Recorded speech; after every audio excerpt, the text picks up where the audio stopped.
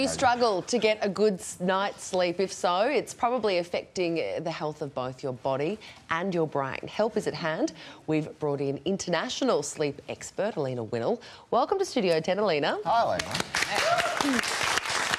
So, what is the main reason people can't get a good night's sleep? These days it has all to do with the racing mind. So what's happening in society today? Everything's happening at such a fast pace. At work, we're expected to turn things around so quickly. Even our personal lives, everything's happening fast. And so we kind of are getting stuck in what we call the beta brainwave state. So what's happening today is it's really difficult for people to move through to the slower brainwave state required for sleep, the brainwave called delta. But how do you turn the brain off? I mean, I get into bed and I'm thinking, no, go to sleep. And it's going tick, tick, tick. The list, I'm there with the list, ticking things off. Yeah. Well, there's a few things you can do. One of them is practicing getting into that relaxed state. So if you're in a highly productive and perhaps stressed state during the day all of the time, the brain forgets how to go into that slower state. So we need to engage in some activities that actually help to slow the brain waves down. Like what? What do you got? It depends on what works for you. So for some people it might be as simple as walking the dog. If you ever walk along the beach, you notice surfers are in a really chilled out state. That's a great one. But it's basically just what works for you and gets you into that zone. But it's important to give some time. What about just reading? I can't go to sleep unless I have to read at least, even if it's just a page before I go to sleep. So for some people, that's a way of just switching off the thinking mind. So our body chemistry is a big thing that keeps us awake as well. Today, our stress levels are so high and people are producing stress chemistry at night time.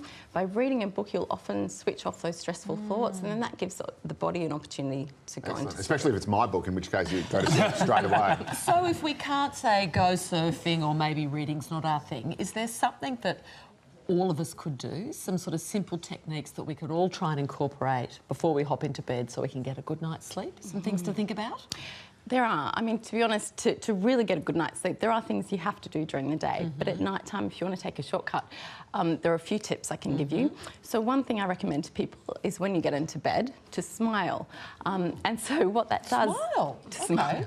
So basically what that does is it's a lot harder to have stressful thoughts when you're smiling in bed. Always when I get into bed, I go, I love bed. Yeah. Perfect. Yeah. What's the And then let go? Letting go is basically about giving yourself permission to not think about the day, not to do your list for the next day, to actually give yourself permission to be in bed and to enjoy it.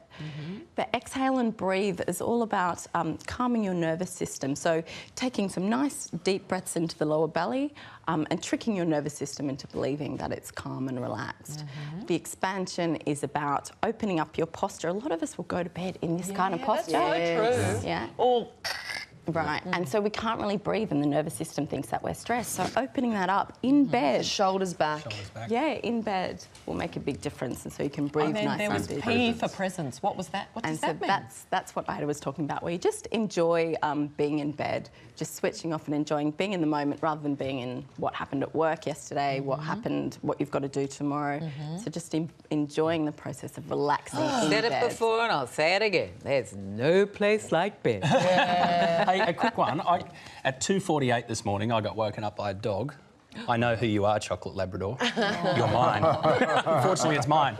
But so then I found it really hard to get back to sleep. I don't have much of a problem getting to sleep, but getting back to sleep. Yeah, good. So what do you do there at first, middle of the morning?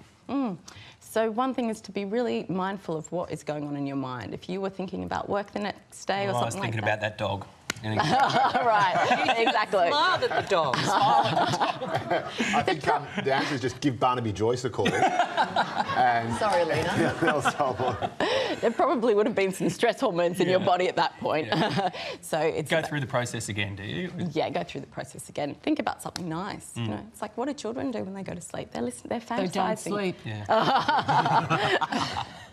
They're imagining some nice scenario in their mind. So changing the thoughts to change your body chemistry so that you can get off to sleep nice and easy. Cool. Elina, thank you very much for coming in and giving us those tips. They're wonderful.